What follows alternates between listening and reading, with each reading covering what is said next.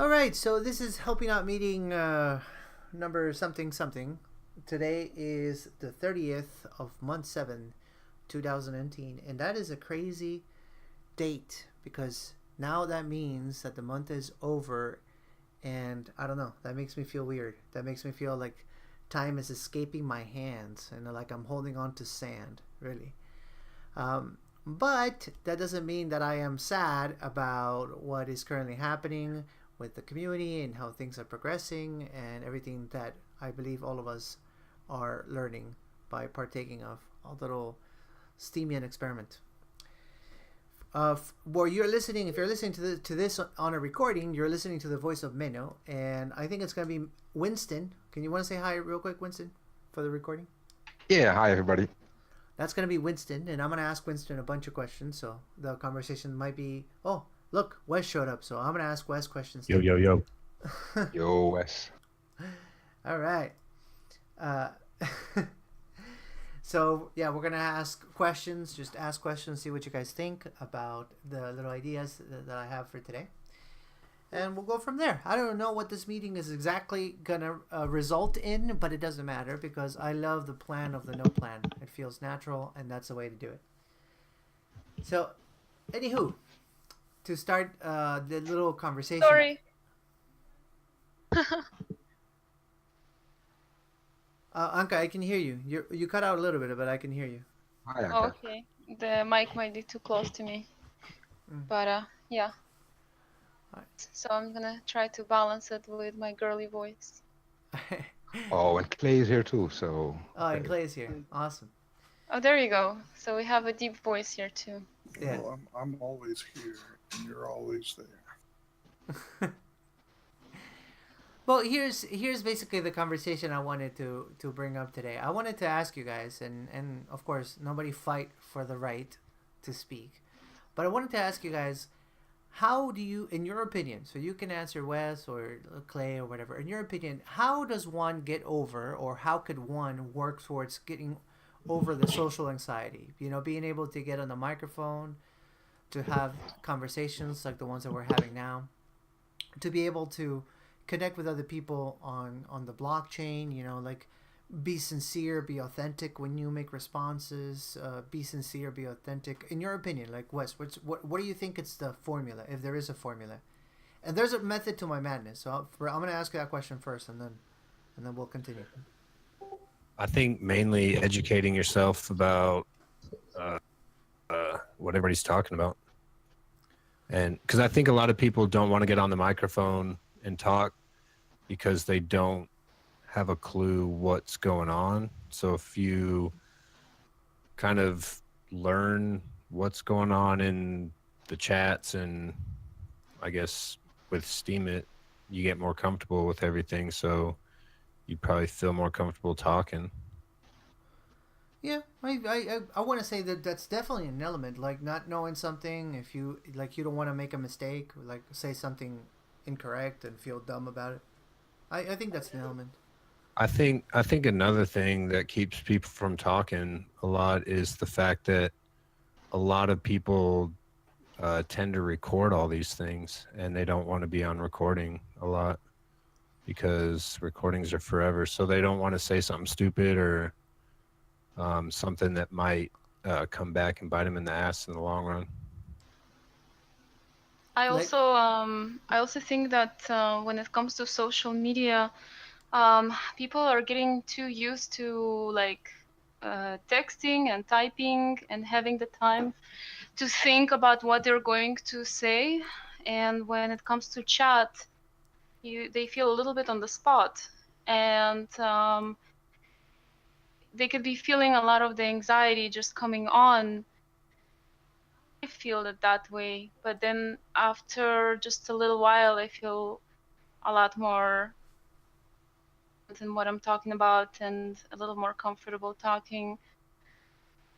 And I agree 100% with Wes. I think that feeling that you don't know what's going on can definitely stop you from speak.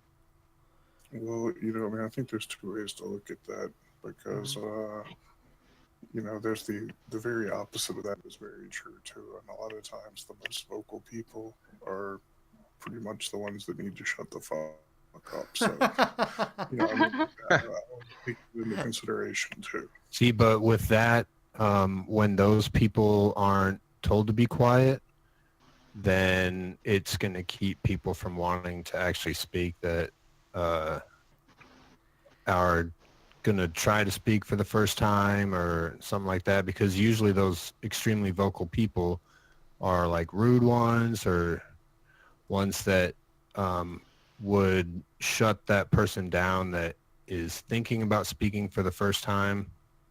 So like those people need to be put in their place, like the ones that like speak out constantly and like never shut up and all that. Yeah, but Yeah. those, would it be fair to say those are like aberrants? That's not common. It's not like you know what happens every time we get an audio, there's an asshole. Like can somebody say that? Like every time I'll get an audio, there's an asshole, and that's why I've never been able to get over, that my fear of speaking in public or my fear of interacting with more people and all this stuff. And of course, and I'm saying this is not specific, or the challenge is not specific to one single person. So it's not like I am saying, oh yeah, polymath or whatever. I'm not singling out, or Ivy or whatever, because I know Ivy's talked before. She has no issues. So I'm not trying to but we've all been in situations, I guess that's my point, where we feel like, oh, here I don't feel safe talking. And I guess what I'm trying to do by bringing this up is to kind of put it on I guess you could say on perspective, the things that we are missing out on just because we're too afraid to make a mistake.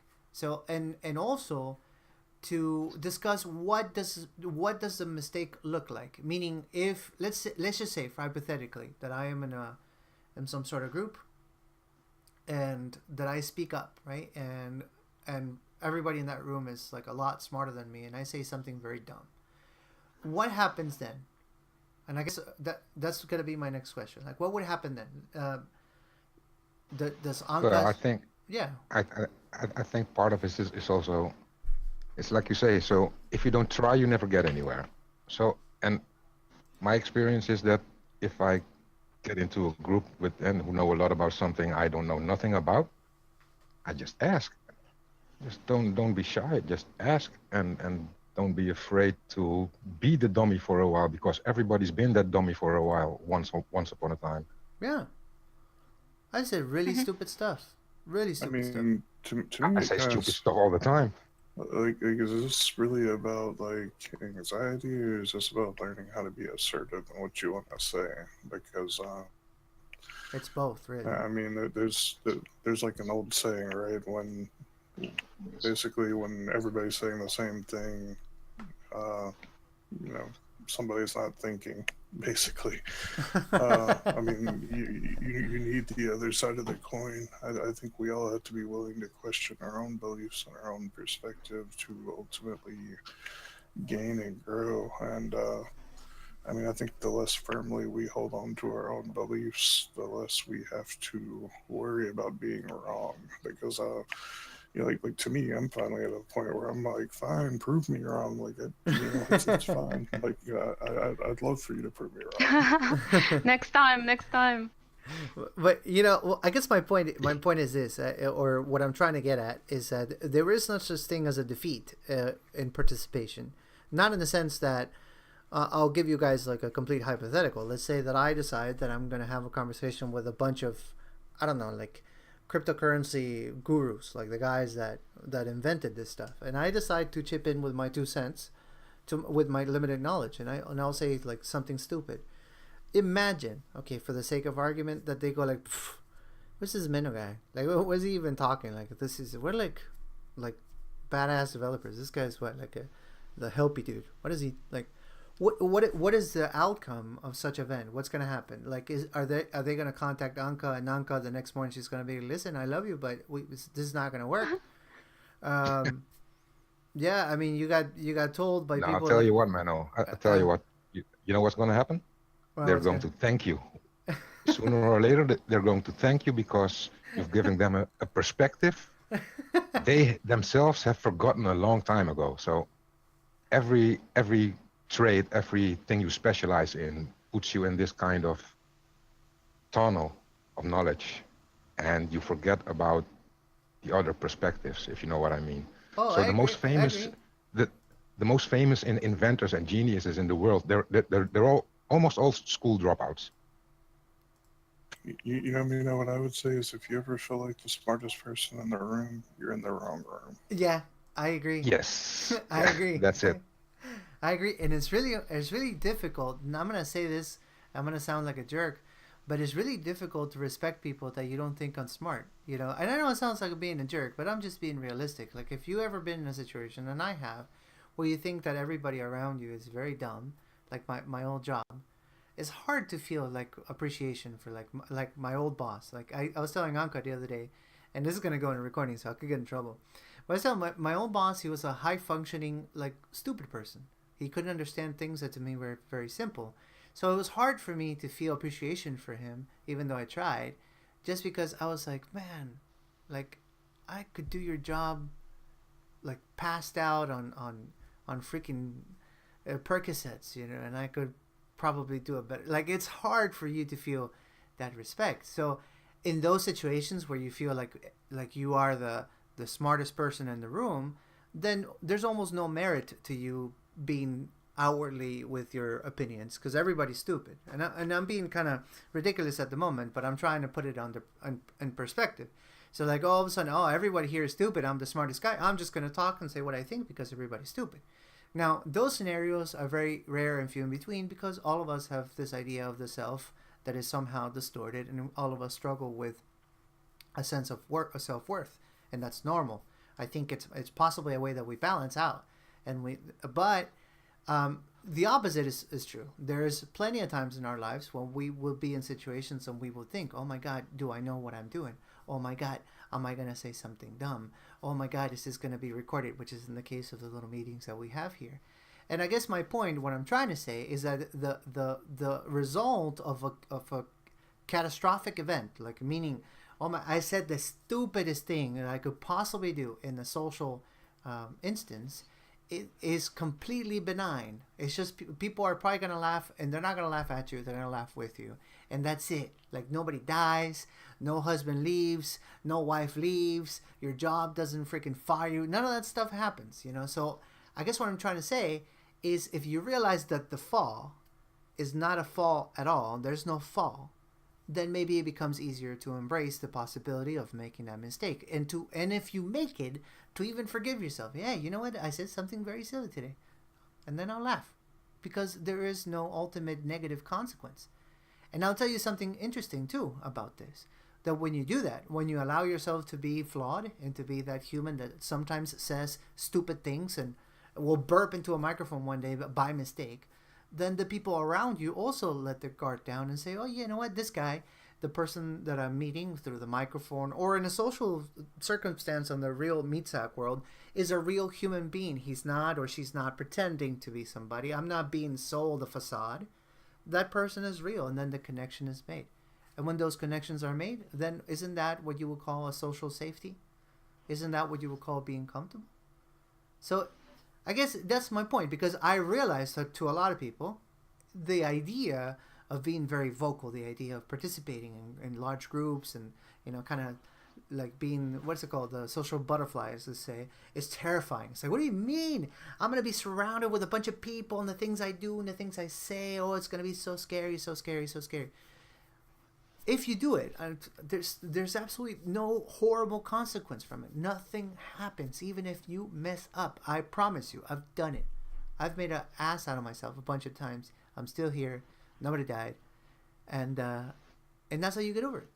So I guess that's the point that I'm trying to make. And this is gonna be connected to everything else. But Clay, go for it. I'm sorry.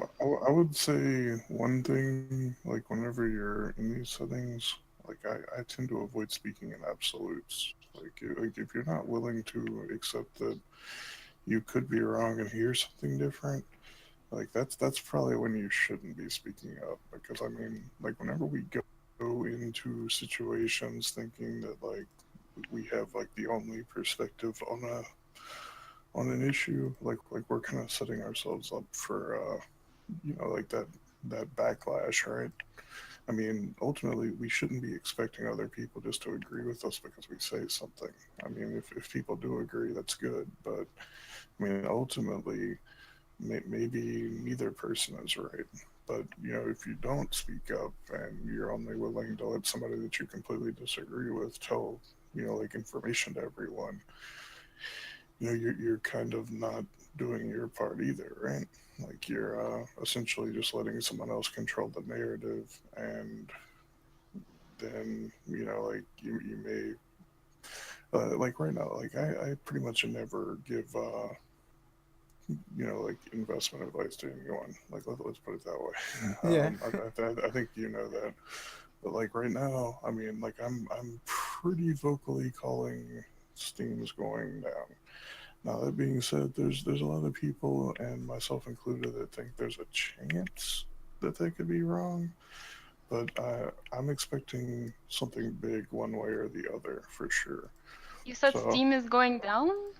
I think short term, yes.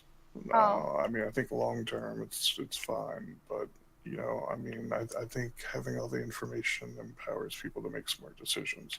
So it's completely fine to disagree with that statement. And like I'm not that beholden to it. Like I'm willing to accept if I'm wrong and change my stance. But like whenever we're at least having the discussions, there's more information going around instead of everybody just not saying anything and wondering what happened. Well, very, very true, very true. So that's the other, like a good way to talk about a particular negative aspect of this, like how negative. Maybe that's not even the word I want to use. But how do you feel when you are wrong? Like how do you, Wes? Like how do you feel? Like when you say something you're wrong, what is your reaction to it? Like where somebody tells you you are wrong, and let's for the sake of argument, let's say that you still feel that you are correct. But what would be your reaction in a social setting when somebody says you are wrong? You voice your opinion, they tell you you are wrong.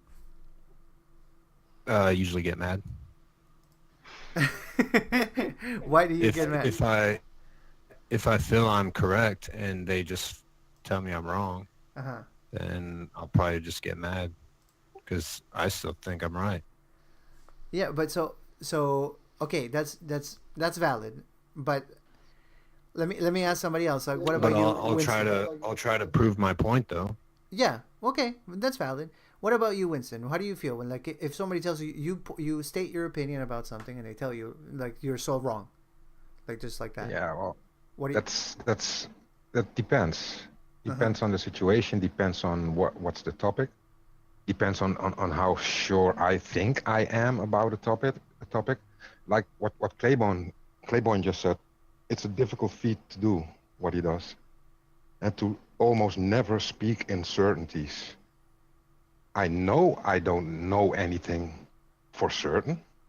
Anything, just I really mean anything. You can't know anything for certain, but still I speak in uncertainties because everybody has got to, for their own eternal model of the world, internal model of the world, you have to be able to speak in certainties or you wouldn't survive. You would go mad.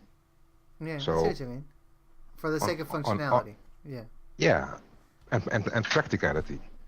So Mm-hmm. and if it's something I thought about for years and years and years, and I have this super strong and well-funded model in my mind, Uh huh. I don't get mad, but I'll try harder to convince the other person of my viewpoint. Yeah. But never close off the possibility that I might be converted.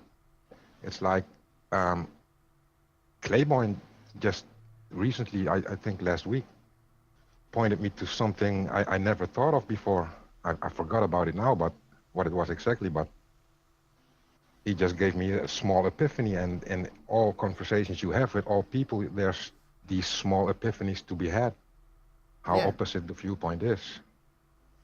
Yeah. That's excellent. I'm really glad you said that because obviously there's situations and there's situations. Sometimes somebody can tell you no, you're wrong, and for the sake of just being a contrarian, for the sake for even being hurtful. But sometimes somebody can tell you you're wrong because that person also has strong convictions. And I guess one of the reasons why I think this is important to that social anxiety we're talking about, like the topic of today's little meeting, of being a better interactor, if you can even use that word, in social settings, is because you have to be comfortable with the possibility of somebody confronting you with strong opinions. That you have to be comfortable, and the reaction should not be the same as if somebody punched you in the face. Now, I'm being ridiculous right now, but I'm trying to make a point.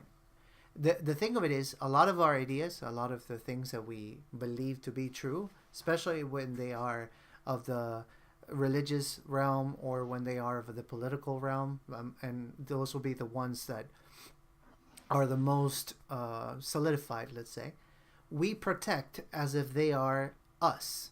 So what I mean by that is that we're in a social setting and I will voice to somebody, hey, by the way, I'm agnostic, right? And I say that I show a certain amount of vulnerability by being private about something, right? And then all of a sudden, somebody would tell me, like, what? So what are you talking about? Like, are you saying you don't believe in Buddha? And no, I mean, I'm saying I don't know. That's what I'm saying. No, because I mean, how could you not believe in Buddha if this and that and that and that? And so that person feels that my position, like, is offensive to him. Now I ask you, what would be the balanced answer to somebody who disagrees in something of that sort? Is it really to feel like that person attacked me? Is it really to identify the difference on the other human being and agree to disagree? Is that the adult move? Is it even fair to say that a particular belief does not define me in absolutes? Meaning that there's a lot of things about me. I'm not just somebody who says, oh, I'm agnostic. I'm also, a South American now that, loves music, plays guitar. There's a lot of things about me, the cloud of whatever I am, that are better indicators of the person that I believe to be. And to hold on to one particular aspect that all of a sudden the conversation touched on and say, no, this is where I die. This is the hill where I die, is also self-defeating. You see what I mean? So I guess my point is that in all social interactions, those things are bound to happen, and it is important that we are prepared to deal with them in a mature way, so that when they do happen, when you all of a sudden you express an opinion, and somebody says something very like somebody feels hurt from what you say, somebody feels like you attacked them, you are astute enough to recognize that somebody has attached those concepts to the core, to the self-identity, in order for you to be able to not react with the same intensity and get the win out of it. It's like a tiny win, but get the win out of the situation as possibly as you can. Does that make any sense at all? Because I'm kind of going into abstracts here. You give me flashbacks to Saturday, man. Yeah, what's that? What do you think I'm talking about this for? Because that conversation. Well, I mean, just like what you said, like, I think you can go into a discussion or you can go into a debate, and especially whenever people aren't on the same page, I think you see how differently things get worded, right? Like, whenever we're really willing to question our own perspective and have a discussion about things, but like other people are telling us we're possessed by demons and we're going to hell, and we should feel horrible for the words that are coming out of our mouth. I mean, like, it's hard to discussion, right? Like, yeah. I think we always have to be willing to at least look at our own beliefs and question them. And I mean, like, what's the worst that can come out of that situation? Like, either you find out your beliefs were wrong and you adopt the right beliefs, or you uphold your own beliefs and you continue to believe them. Like I don't know why. So whenever you really like firmly attach yourself and hold on too tightly to some things, like, you're just kind of setting yourself up for these negative interactions. And you know, I can't tell anybody what to do or how to enter a situation, but I'd much rather have a discussion than a debate. I can assure you that. Yeah, and so I think Clay showed a lot of astuteness this weekend because he was having a conversation with somebody who is not very tolerant of opposing views, and he was and if Clay Oh, would is it have, recorded? oh yes, yes, Where? I uh, want to listen. Coffee and Philosophy yeah. I'll send podcast. you out. Yeah, and that's honestly that particular show because I was in the audience and I was making comments, inspired me to have this conversation today. It's only been 2 days, but because I maybe started to draw some parallels between the fear that some people may have to interact and voice opinions on a social setting, just because you might find yourself with somebody like that. And but even in that situation, like which was complicated to say the very least, you can be astute and you can handle it, in a good way. At least the outcome is as good as it could be for the things that happened. Because I have to say, it cannot feel good to anybody saying, "Oh, what do you mean you're not Christian? Well, then you have a demon in you." That's exactly what's happening. Right? Like, yeah, you're working for the devil. That's what you're doing right now. Like, I I got don't. all sorts of demons. Yeah, there's no way that you can put that in any context that says, "Well, that was a very loving comment you just made there." Yeah, that you did it out of love. I can't find a way to put the context that that comment into a context that can equate to such a thing. But so to some people, But did he having say? Did he just say it, or did he try to convert you also? uh, I don't think he Well, was trying to convert. I I think I was think he trying to was convert. trying to defend his own beliefs. Because, I mean, it wasn't like an aggressive conversation or anything, but honestly, to me, it was like way more civil than I would have done probably. But Yeah, yeah. but I think that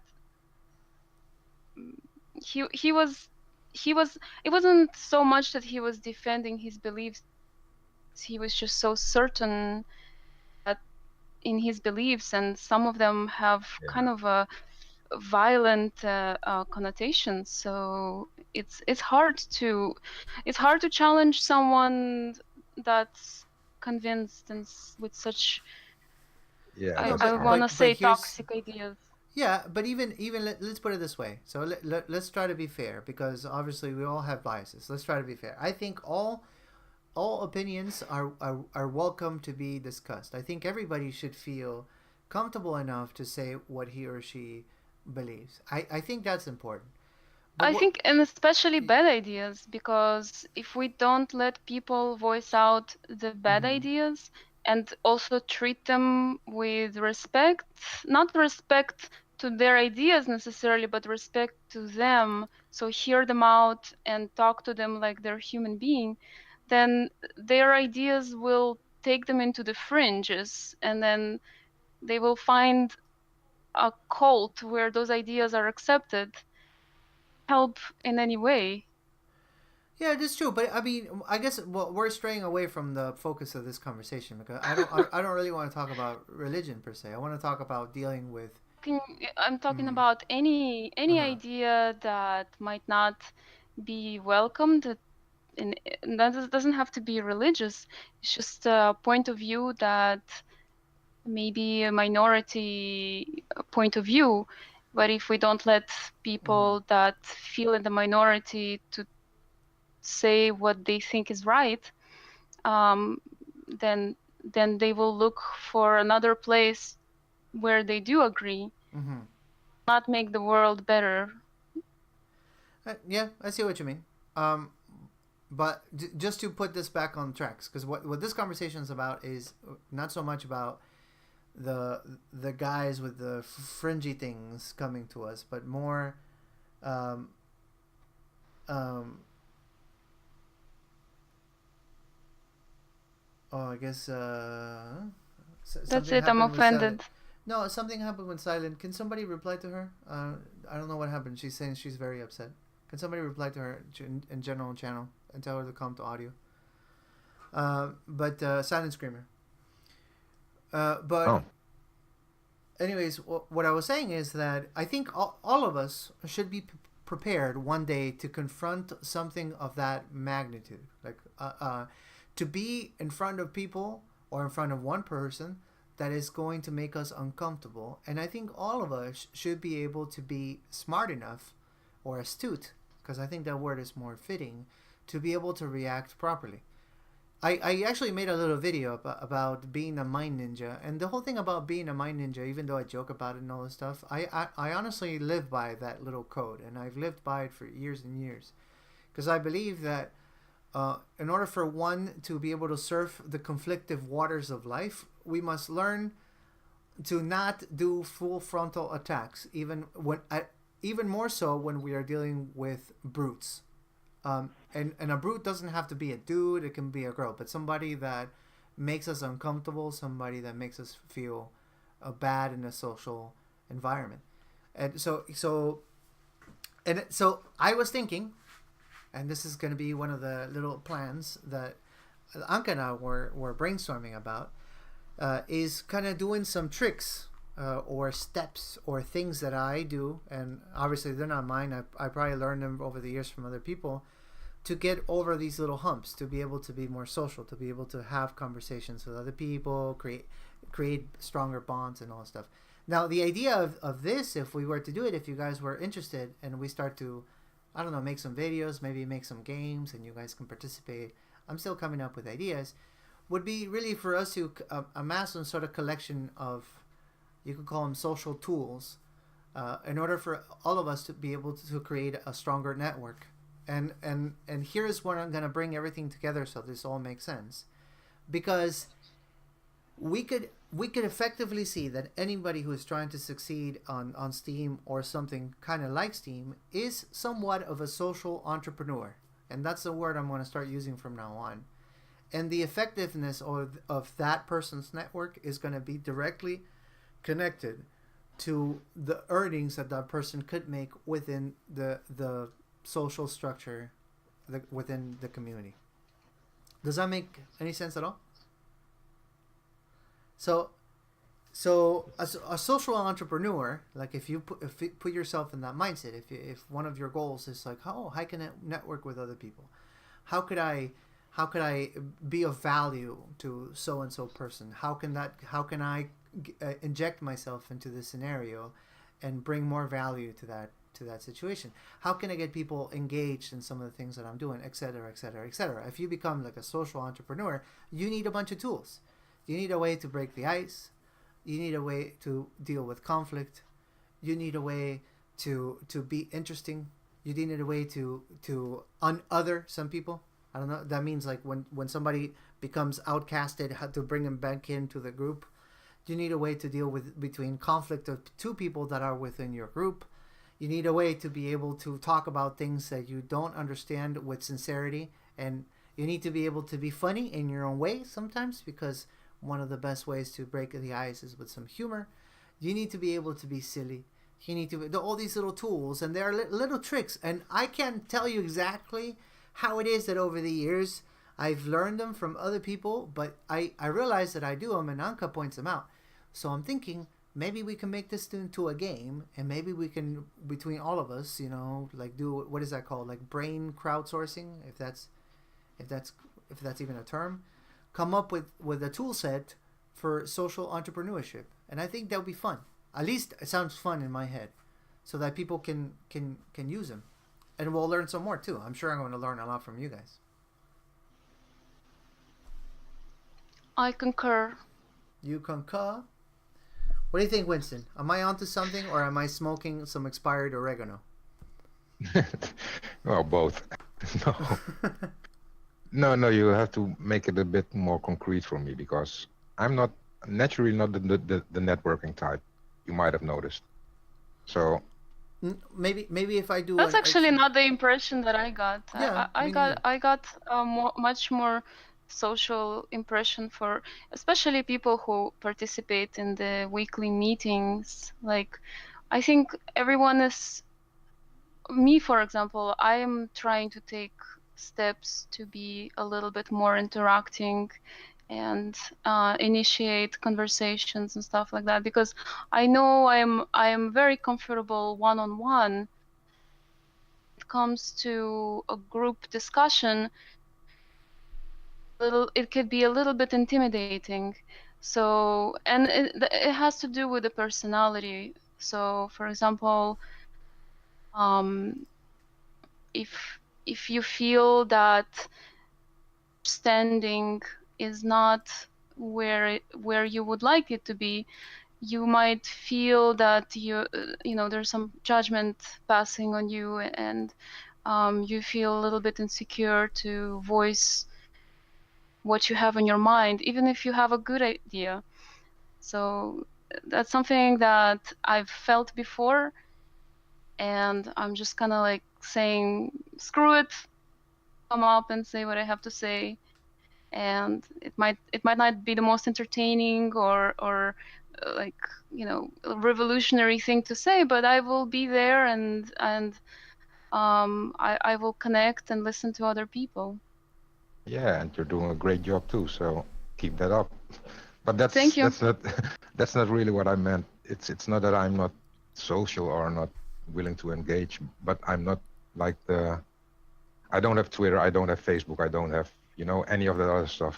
I found you here on Steam It, and I love you all, and I like this group. So, and I'm loyal like a dog.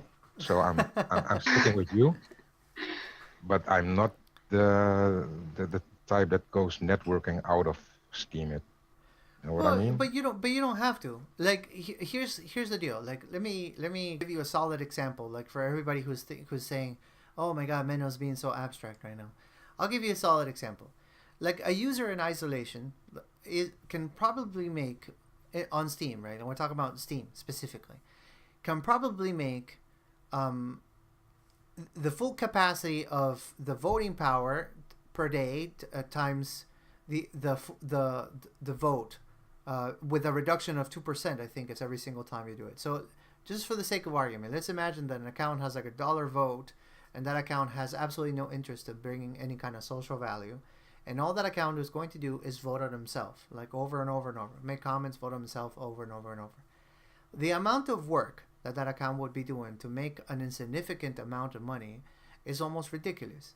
Now you would say, oh, so what does that mean? Like, well, obviously he needs to buy more Steam power or whatever.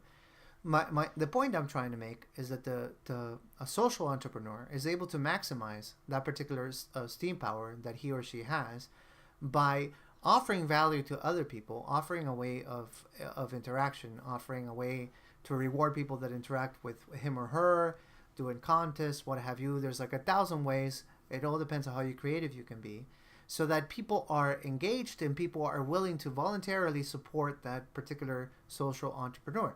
Now, we're talking specifically of Steam.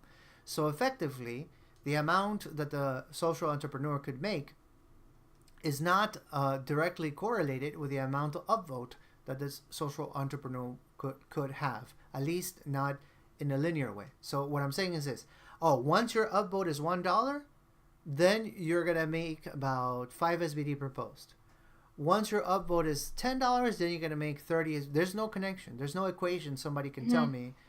Oh no, that you're making that much. I'll tell you why you're making much. You're making that much because your upvote is only worth blah. That's not how it works.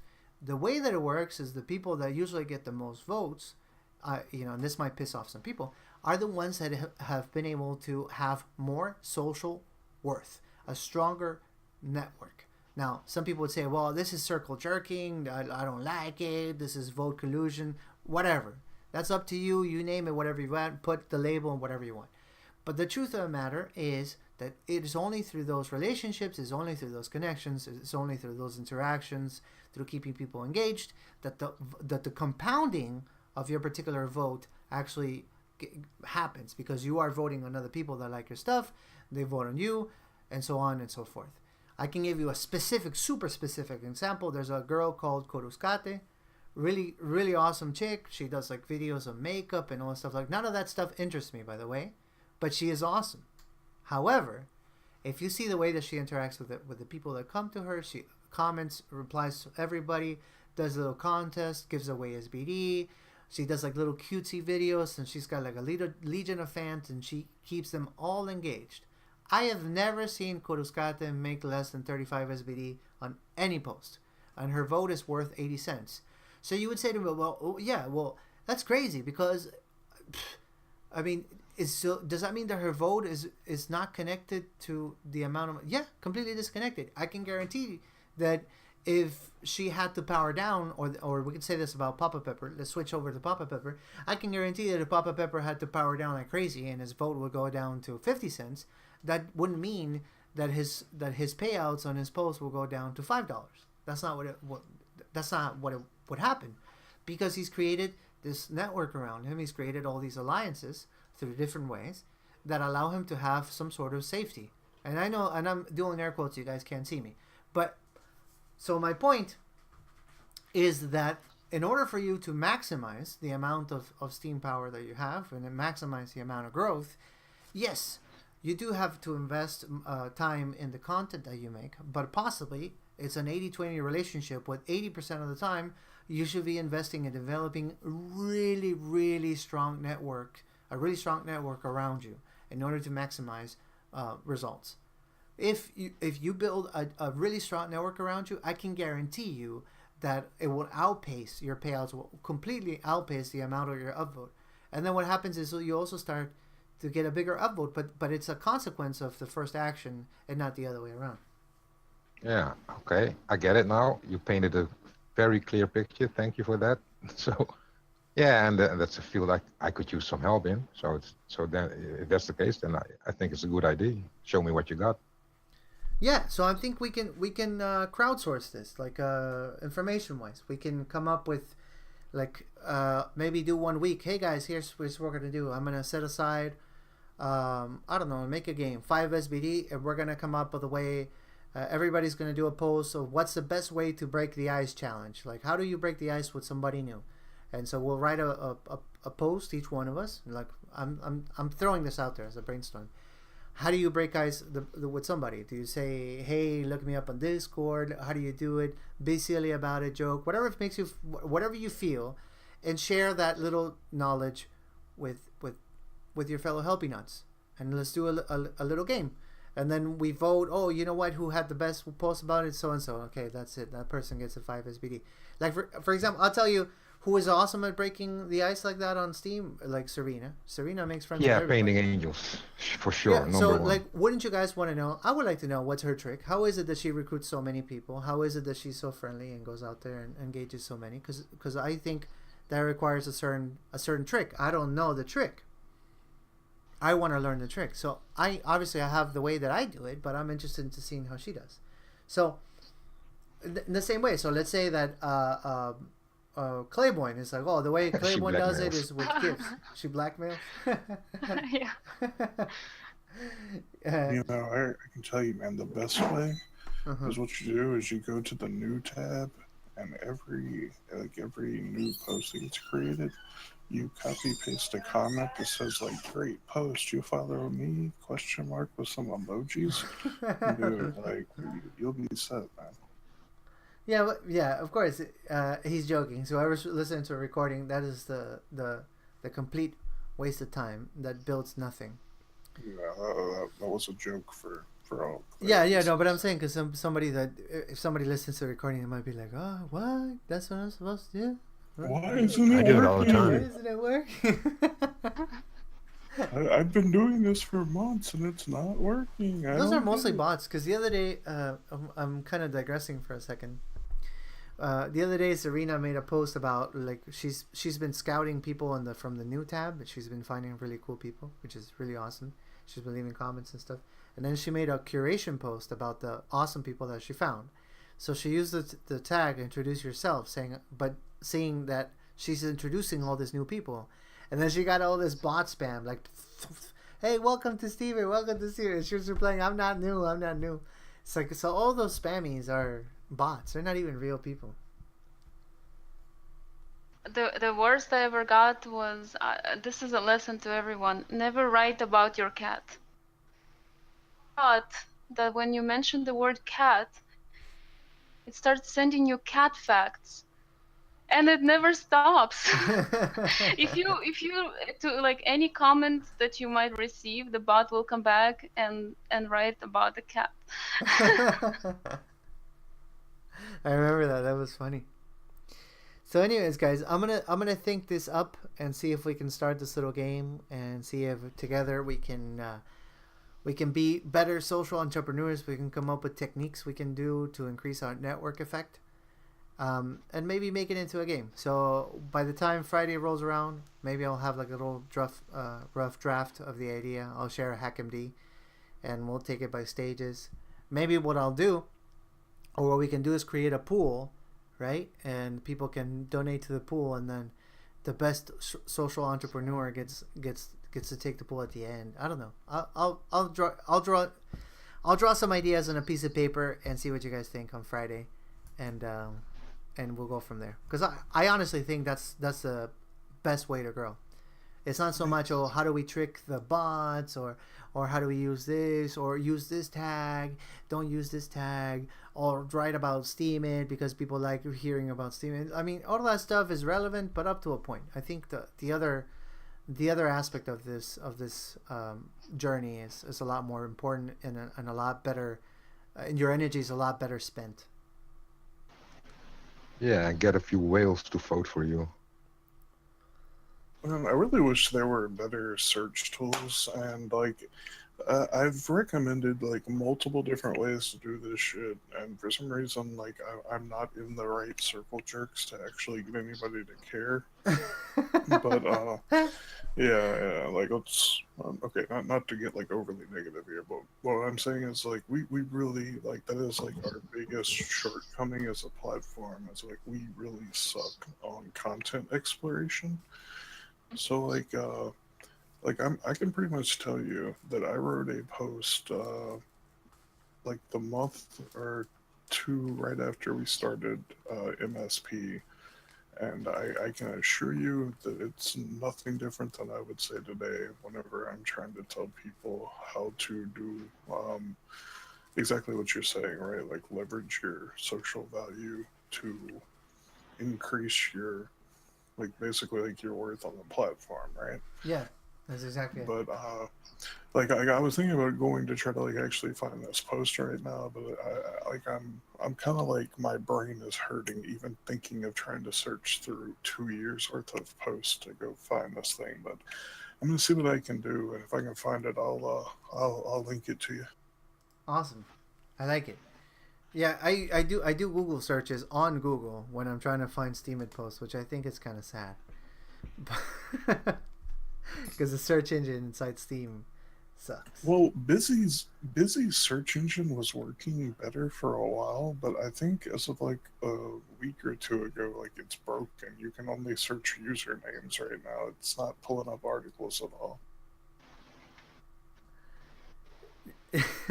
Yeah, I'm not so familiar with Busy. I was using it for a little while, and then I started using Steam Peak, and now I'm back on Steemit last few days, which is kind of dumb, I guess. It's just I don't remember what I was doing. I was like, oh, I can't find it, and I just went to Steemit, and I haven't. Well, dude, that's like okay. Like let's talk about that then, because that's a missed opportunity, right? Like if you actually have a following, you could be leveraging your following by using Busy. Like if you use the Busy tag, there's actually a bot that upvotes you proportionally to how much SP you have following you. Oh yeah? Yeah, like you're actually like throwing money away. I am, because I have if you have like whale followers. Like, I have like 7 whale followers. Yeah, dude, you should be posting on Busy and using the Busy tag, because you just for them following you and seeing that Busy tag allegedly or whatever, it has value to the Busy platform.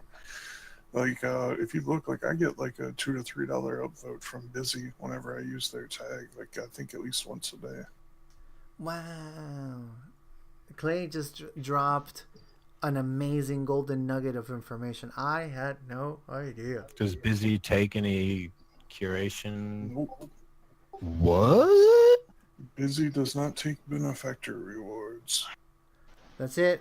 Screw Steam. I'm busy. I'm gonna now. try it. No, like even Steam. Like okay. Ultimately, I'm going to share something with you that I think is kind of like an unwritten, like one of those things that like kind of like goes without saying. I think Steam Inc. is fully expecting like other front ends to replace it. Like Mm-hmm. if you ever talk to Steam Inc. or you try to make suggestions on like how they should fix the actual Steam platform, they basically kind of like I just have like a whatever, we don't really care attitude about it, right? Like that's why we don't get things like the hide the re-steams tab that we've been suggesting for 2 years now. But like if you go on something like Steam Peak, you'll see all these cool features. Like if you look at Golos, right? Like Golos is basically a front end that took the idea of breaking away from Steam and making a mirrored front end, but they actually went as far as to fork from Steam and they issue their own tokens and everything, right? But like whenever we get to the realm of SMTs, you're gonna probably see like everything like busy.org, DTube, DMania, like the tokens you earn are going to actually be SMTs. Like you're probably not going to be seeing Steam ever. Like you might see SBDs if they decide to share like SBDs and SMTs, but ultimately that's all SBD is. It's an SMT. So like that's basically like Busy's trying to build up their user base now because whenever they get to the SMT stage, like that's what you're going to be getting paid in. That is awesome. Well, Clay, thank you so much for sharing this information, bro. I had no idea, and I have been leaving money on the table like an idiot. So I'm done leaving money on the table. Just want to put Well, that up. it's one of the reasons why, like, I try to steer a lot of people towards using D Live, right? Yeah, D2 can occasionally give you a lot bigger upvote, but you gotta realize you're losing half of whatever the post value is every time you use D2. Like if they don't upvote you, you just lost a lot of money. If they do upvote you, you're not gaining as much as it looks like you are. Okay. I don't know. I have heard somebody say that they were removing that or changing it, but I don't know that for a fact. All I know is for the longest time they were taking an amount equal to the curation split. Yeah, they're taking 25%, but they give it to the curators. Right. Yeah. So now, D Live doesn't. yeah. Yeah, I've actually used DLive a few times this week, but I'm getting some decent updates from DTube myself, so I've been sticking too. But maybe I should do the math. We're like, okay, but they take this much, so I might as well stick with DLive. I don't know. Yeah, I mean, I think if it was like guaranteed and you know you're gonna get like a very substantial upvote from them that would like offset it, then yeah, I'd probably be using DTube every time too. But I've used it I think twice and didn't see anything. All I did was lose money. So yeah. I have a question. I've never done any videos, but I heard people complaining that disappear after a week. Is that still happening, or did they fix it? I think DTube answered in a comment when somebody pointed that out that they recently changed their servers. I think they're basically copying DLive now, where they're just using like Amazon Web Services to host these IPFS servers, and it's kind of like taking a decentralized platform, using a centralized platform to make it run faster, and still calling it a decentralized platform. But yeah, my understanding is they shouldn't be having that problem anymore. Oh, Ninja. Okay, I didn't know that. good to know. All right, guys. This is gonna be. I'm gonna call the ending of Momo Girl. Hello there. Welcome. I don't know if she can hear me. The headset is. Yeah, her headphones are disabled, so she can't hear me. But anyways, this is going to be the ending for the recorded part of our little meeting. We are going to do some post shilling if you guys are up for it. I don't know if anybody today is ready to do some shilling, but if not, then that's going to be the end. You've been listening to the voice of Meno. Claiborne was just talking a second ago. The only girl that spoke today is Ancapolo, Winston, and Wes. Am I missing somebody else? I don't think anybody else spoke. And that is it. If you are interested in finding more information about Helpie, what this group is all about, what this community is all about, and you are listening to this on YouTube, there is a link you can follow in the description below. And if you're listening to Steam, there are also some scouts you can talk to if you're interested in participating of the community. That's going to be it. And this is Meno signing out.